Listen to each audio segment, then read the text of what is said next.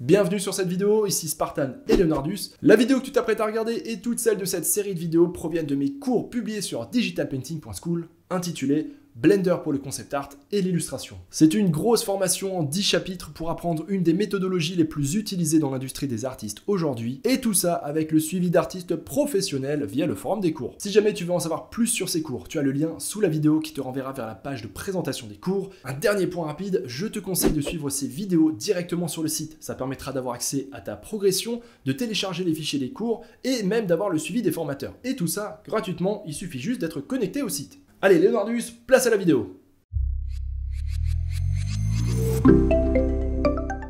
Accroche-toi bien, dans cette vidéo de cours, on va voir pas mal de petites choses ensemble, rien de très difficile, au contraire des choses qui vont être très pratiques pour toi, que ce soit pour tes placements, pour de la modélisation, pour faire des rotations. Par contre, ça fera beaucoup de petites choses à retenir, donc n'hésite pas à revenir sur cette vidéo plus tard, voire même plusieurs fois, si jamais tu en ressens le besoin. On fait donc une petite pause dans notre projet de robot un petit peu fou pour que je te montre ces petites choses. Une partie des choses qu'on va voir ensemble, on les reverra dans les chapitres suivants, mais il y en a pas mal d'autres que je n'utilise jamais, quelquefois à tort d'ailleurs, je devrais plus les utiliser, donc essaye de bien retenir, et sinon on revient sur cette vidéo si besoin. La première va être la notion de point d'origine. Donc ça on l'a déjà un petit peu vu, on en a déjà un petit peu parlé, le point d'origine d'un objet c'est ce petit point orange ici. Il va généralement déterminer le centre de transformation de l'objet. Donc comme tu le vois sur ce cube qui est tout à fait banal, actuellement lorsqu'on crée un objet, le point d'origine va être au centre de l'objet. Et tu vois que l'objet va se placer à l'origine du monde, là où le point d'origine de l'objet est placé, donc sur l'axe 0, 0, 0. Donc c'est pour ça que si j'effectue une rotation ou alors une mise à l'échelle, ça se fait toujours, comme tu peux le voir, grâce à la ligne avec les pointillés, par rapport à ce point d'origine. Bon, tout ça, ce sont des révisions, tu l'as normalement déjà compris. Mais on va quand même aller au bout de la révision. Si maintenant je rentre dans le mode Edit. À partir de maintenant, lorsque je déplace l'objet, par exemple, voilà, je vais le déplacer sur son axe X, tu vois qu'il bouge, mais par contre son point d'origine reste ici. Il reste au même endroit. Je vais ressortir du mode objet.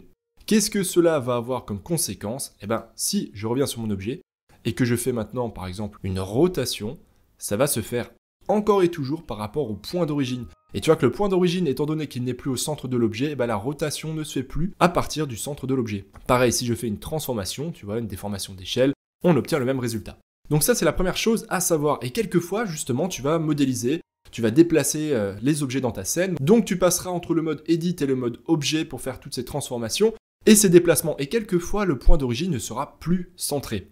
Et dans ce cas-là, ce sera bien pratique de réussir à le recentrer à l'intérieur de l'objet. Et pour ça, c'est très simple. Il y a ici, lorsque tu es dans le mode Object, un petit mode qui s'appelle Object Set Origin. Et là, je peux soit replacer ma géométrie sur le point d'origine, donc je vais faire Geometry to Origin. Donc tu vois que ça me recentre mon objet sur son point d'origine, donc ça le replace là où il était avant, en l'occurrence. Je reviens en arrière. Ensuite, je retourne dans Object Set Origin pour te montrer les différentes options. Ensuite, on a Origin to Geometry, Origin to 3D Cursor, Origin to Center of Mass et to Center of Mass Volume. En fait, ces 4 options vont faire l'inverse, c'est-à-dire qu'au lieu de déplacer la géométrie vers le point d'origine, ça va remettre le point d'origine sur la géométrie. Donc là, par exemple, pour que ce soit plus clair, je vais faire Origin to Geometry. Et hop, tu vois que le petit point orange s'est déplacé à l'intérieur de mon cube. Donc maintenant, si je veux refaire des rotations, etc., et que ce soit bien centré sur mon cube, je peux à nouveau le faire. Je vais maintenant passer sur cet objet ici. Il a une forme un peu plus complexe, il nous permettra de mieux comprendre les autres options. Donc tu peux voir qu'actuellement, je suis parti d'un cube dont justement le point d'origine était aligné sur l'axe X, donc il est tout en bas, sur l'axe Z il est à 0 en termes de coordonnées. Et donc, comme tu le vois, si maintenant je fais une rotation, la rotation se fera par rapport à ce point d'origine. Mais peut-être que j'ai envie de faire des rotations ou des transformations ou des déplacements à partir du centre du volume de l'objet. Qu'est-ce que je veux dire par là? Tu vas comprendre la différence. Je vais sur Object, Set Origin, et on va aller sur Origin to Center of Mass. Donc là, on a choisi Surface. Donc là, qu'est-ce qu'il fait? Il calcule toute la surface de l'objet, donc il va vraiment prendre toutes les faces, il va les additionner, il va dire, ok, si je prends toute la surface, le milieu, le point médian de tout ça, c'est ici. C'est vraiment ici, à cette hauteur. Et donc, quand je fais une rotation maintenant, je vais tourner par rapport à ce point-là. Et tu vois que c'est beaucoup plus centré sur la masse de l'objet, et non plus comme avant, si je fais CTRL Z, où tu vois qu'on était encore centré sur le bas de l'objet. D'ailleurs, le dernier point est assez ressemblant, l'origine du centre de la masse en termes de volume. Donc là, tu vois que c'est quasiment la même chose, c'est juste qu'au lieu de prendre la surface, il prend le volume à l'intérieur. Donc c'est un petit peu différent, mais le principe est le même. Donc ça, ce sont des petites choses à retenir. Si tu retiens pas tout, je te le redis, hein, garde-toi simplement en tête que tu peux revenir sur cette vidéo si tu en as besoin. En tout cas, c'est assez important de réussir à placer tes points d'origine et de bien comprendre ces notions. Car c'est ça qui va te permettre souvent d'aligner les objets, de les transformer, de faire des rotations, et que tout fonctionne bien aussi lorsque tu vas leur ajouter des modifiers. Car le point d'origine est souvent un point de référence important. Allez, point suivant, maintenant on va parler du curseur 3D. Alors le curseur 3D, je vais déplacer mon cube, c'est cette petite icône ici, voilà, cette espèce de rond avec une croix noire, puis ce petit quadrillage rouge et blanc. Donc le curseur 3D, c'est un outil qui existe dans Blender et qui est vraiment très pratique. Il va nous permettre, par exemple, de recentrer la caméra dessus. Il va nous permettre aussi de faire des rotations ou des transformations par rapport à ce point. Et on peut le déplacer comme on veut à notre guise. Donc ça, c'est vraiment super pratique. Je vais te montrer concrètement plusieurs applications. La première application qu'on pourrait avoir par exemple, c'est lorsqu'on veut bouger la caméra. Par exemple là, tu vois, je peux très bien bouger ma caméra à partir du point où je vais cliquer avec la molette. Mais je pourrais très bien vouloir rester centré sur mon curseur 3D. Donc par exemple, je vais mettre mon curseur 3D ici. Donc pour déplacer le curseur, il suffit de faire Maj plus clic droit. Et tu vois qu'il va automatiquement se coller sur la surface où j'ai cliqué. Et lorsque je fais ça, je vais appuyer sur N, je vais aller dans View. Et ici, il y a View Lock. Lock to 3D Cursor. Donc ça veut dire que je vais verrouiller la vue sur le curseur 3D. Et lorsque je fais ça, hop, t'as vu que immédiatement, ma vue s'est recentrée sur le curseur 3D. Et maintenant, lorsque je bouge la caméra, peu importe où je clique avec la molette, hein, tu vois, je peux cliquer sur les côtés, là-bas, derrière, peu importe, je vais toujours faire une rotation autour de ce curseur 3D. Et cette vue-là, quelquefois, sera bien pratique lorsque tu veux modéliser des objets, lorsqu'il y a beaucoup de choses autour, quelquefois, ça va te permettre d'aller beaucoup plus vite. Et tu peux assez rapidement, tu vois, déplacer le curseur avec Maj clic droit et ensuite refaire des rotations. Tu peux toujours le déplacer, ensuite faire un petit déplacement latéral en maintenant Maj enfoncé et le clic de la molette. Donc ça, c'est bien pratique. Et si jamais tu veux l'enlever, évidemment, tu as juste à faire Lock 3D Cursor, tu décoches ça et c'est reparti. Et là, tu vois, j'ai de nouveau toute la liberté que je veux de déplacer ma caméra là où j'en ai envie. Hop. Donc là, on a vu comment le déplacer, on a vu comment centrer la caméra dessus, mais il a d'autres utilités, il va notamment nous servir pour faire nos transformations. Donc là, par exemple, je vais recentrer ici notre cube à peu près au centre de l'origine du monde. Voilà. Maintenant, le curseur 3D, on va le placer ici. Voilà, tu vois qu'il est placé là. Autre chose à savoir avec le curseur 3D, c'est là que tes objets vont être créés. Si maintenant je rajoute un nouveau mesh, par exemple je vais rajouter une sphère, elle va être créée non pas sur le point d'origine du monde, mais sur le curseur 3D, sur son emplacement. Donc si maintenant je fais Maj A, Mesh, UV sphère, hop, elle s'est centrée. Comme tu le vois, elle a centré son point d'origine, son point jaune, sur le curseur 3D. Donc ça des fois c'est bien pratique parce que si maintenant je veux faire par exemple, je sais pas, un bonhomme ou peu importe quel objet à partir de cet objet là par exemple, et que je veux lui rajouter par exemple des sphères pour le complexifier, bah, je vais pas avoir envie à chaque fois, tu vois, de créer une sphère. Voilà, je vais en créer une deuxième, ensuite de devoir la redéplacer manuellement pour la mettre sur mon objet. Voilà, comme tu vois, c'est un peu long, pas super pratique, donc je vais supprimer ça, et là, à la place, je vais plutôt faire Maj clic droit dessus, Maj A, je recrée ma sphère, et voilà, tu vois que c'est tout de suite au bon endroit. Je peux réduire ça, je vais faire la même chose de l'autre côté, Maj A, UV sphère, et voilà, et tu vois que c'est beaucoup plus rapide pour créer des objets, etc. Voilà, ça c'est une autre utilisation bien pratique de notre point de rotation. Allez, utilité suivante du curseur 3D, on n'a pas encore fini, on va voir une nouvelle chose qui est ici.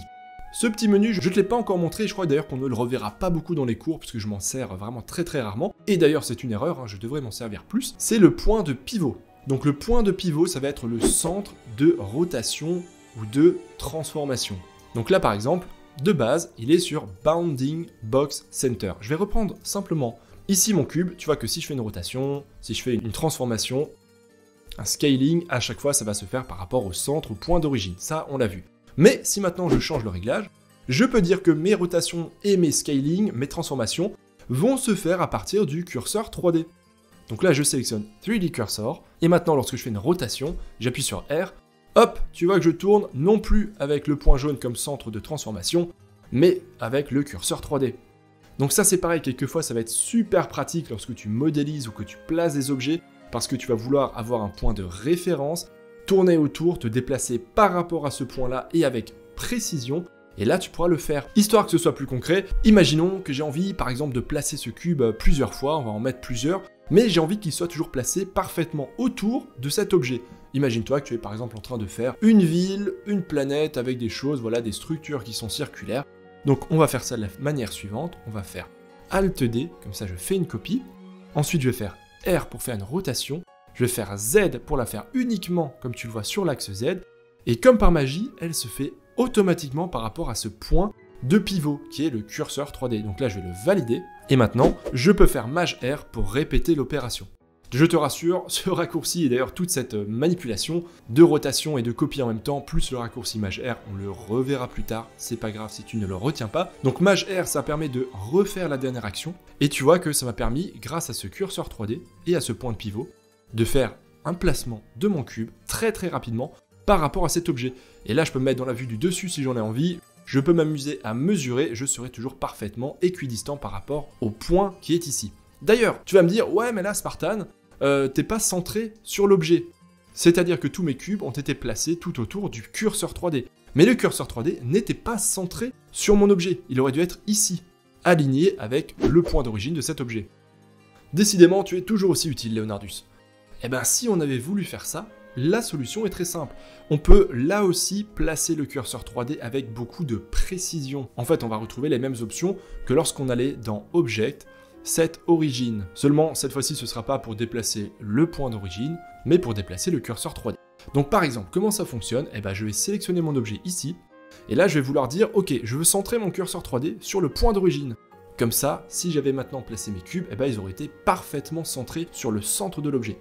Pour faire ça, on va faire le raccourci suivant, Maj S, je te rassure, on le reverra plus tard dans les cours, ça rentrera petit à petit. Tu vois qu'ici on a cursor, donc cursor c'est le curseur 3D, et on va pouvoir le mettre par exemple cursor, soit au World Origin, soit là où j'ai sélectionné, là où c'est actif. Je peux le mettre par rapport à la grille, donc là on peut faire comme tu vois plein de choses. Donc on va le mettre par exemple sur Selected, hop, et voilà, tu vois qu'il s'est vraiment centré automatiquement sur le point d'origine de l'objet. Peut-être que j'ai envie de revenir à son point de départ, même lorsque je vais créer de nouveaux objets, parce que si maintenant je crée des nouveaux objets, par exemple une sphère, je te rappelle qu'elle va se créer là où est le curseur 3D. Mais peut-être que j'aurais envie de dire, bon, j'aimerais bien que mes nouveaux objets soient de nouveau à l'origine du monde, là où le cube est placé. Donc pour faire ça, pas de panique, on fait Maj S, et on va choisir Cursor to World Origin. Et là, ça le réinitialise ici. Si maintenant je recrée une sphère, comme tu le vois, elle est bien centrée sur ce point-là. Et d'ailleurs, tant que j'y suis, je termine avec ce petit menu, il y a plein d'options. Si je sélectionne un objet, par exemple celui-ci, je peux très bien faire Maj S et je vais faire Selection to Cursor. Hop, et comme ça, tu vois que je l'ai placé, j'ai placé son point d'origine sur l'emplacement du curseur 3D. Donc ça, c'est bien pratique. Par exemple, si j'ai envie de placer cet objet, par exemple ici, voilà, au niveau, sur ce cube, je sélectionne ça. Maj S, Selection to Cursor, et voilà, et c'est fait. Et maintenant, je vais revenir en arrière, histoire que vraiment cette gymnastique soit instinctive pour toi. Si maintenant, je voulais que l'objet soit parfaitement posé sur le cube, puisque là tu vois qu'il passe au travers, comment j'aurais dû faire? Eh bien c'est très simple, là il est placé au travers parce que le point d'origine de l'objet s'est aligné sur le curseur 3D, mais le point d'origine de l'objet n'est pas placé sur le bas de l'objet. Là on va le poser en contact avec une surface. Donc pour faire ça, je peux très bien revenir en arrière, je vais aller dans Edit Mode, comme on l'a fait au début, je vais tout sélectionner avec A, et là je vais venir par exemple sur une vue de profil, voilà, et je vais le remonter, et comme ça je vais aligner, hop, mon petit curseur sur le bas, sur la face qui est tout en bas. Donc là maintenant je ressors du mode Edit, voilà, tu vois, je peux très bien le redescendre si j'en ai envie, ou le laisser dans les airs, peu importe. Je vais surtout faire Maj S, et là je vais faire Selection to Cursor, et voilà. Et là maintenant, comme par magie, tu peux voir que mon objet est parfaitement posé sur le cube. Voilà, donc tout ça, je voulais quand même refaire une vidéo là-dessus supplémentaire, histoire de bien t'aider dans toute cette gymnastique pour créer ton propre objet. En regardant vos projets, et cela dès le chapitre 1, lorsque vous créez vos propres robots, j'ai clairement vu que vous avez des idées de fou. Quelquefois, vous avez des challenges de modélisation qui sont vraiment difficiles, et je pense que cette vidéo de cours, et d'ailleurs la suivante aussi, devrait bien vous aider pour justement créer vos objets, les placer, les déplacer, les tourner. Donc, je vais m'arrêter ici pour le curseur 3D, je pense qu'on en a déjà bien parlé. Juste un petit rappel avant que tu t'en ailles, ces cours étaient extraits de ma formation Blender pour le concept art et l'illustration. Je t'invite à les suivre directement sur le site, comme je l'ai déjà dit, tu auras un site à progression, tu pourras télécharger les fichiers et avoir le suivi et les critiques des formateurs, qui sont quand même des artistes professionnels de l'industrie. C'est plutôt cool. Si jamais ces cours t'intéressent, tu as le lien dans la description en dessous de la vidéo. Sur ce, merci pour ton visionnage, la suite sera publiée très bientôt.